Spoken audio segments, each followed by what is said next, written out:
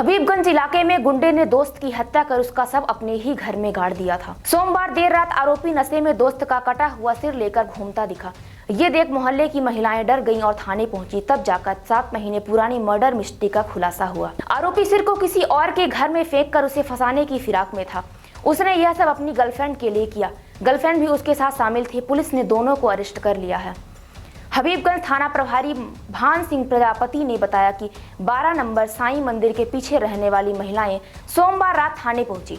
उन्होंने बताया कि मोहल्ले में रहने वाला गुंडा शमशेर उर्फ बब्बू नशे की हालत में लोगों को धमका रहा है। वह चीख चीख कर कह रहा है कि उसने शिवदत्त भालेराव उर्फ शिवा उम्र 27 वर्ष की हत्या कर उसे दफना दिया है। हमें भी मारने की धमकी दे रहा है। एक महिला ने उसके हाथ में कटा हुआ सिर भी देखा है। पुलिस ने शमशेर को हिरासत में लेकर पूछताछ की तो उसने भालेराव की हत्या करना स्वीकार कर लिया। उसकी झुग्गी के बाथरूम से भालेराव का कटा हुआ सिर मिला। पास ही जमीन के 3 फीट नीचे से उसका धड़ बरामद हुआ। अक्टूबर में उसने हत्या की थी। शिवा की थाने में गुमशुदगी भी दर्ज थी।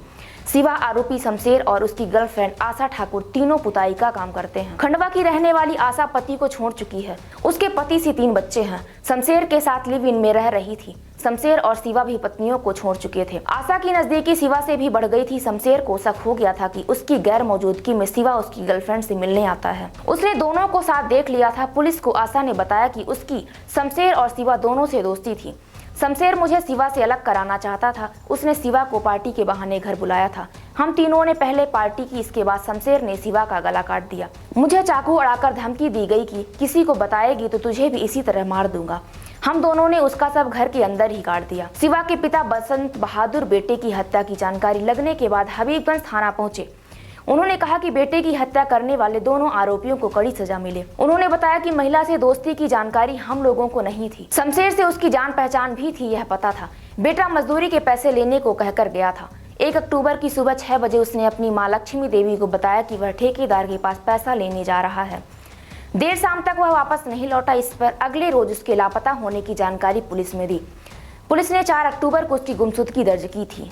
क्या मुंडी लेके घूम रहा था ऐसा कुछ? किसी के आंगन में फेंकने की कोशिश कर रहा था तो दूसरों को आरोपित करने की कोशिश में था।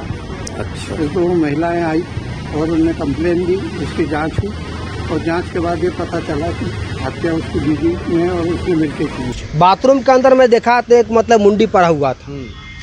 मुंडी के अंदर सर लेटिंग का मतलब क्या है कि देखा तो मतलब कि पूरा मतलब टिकपोस हो चुका था।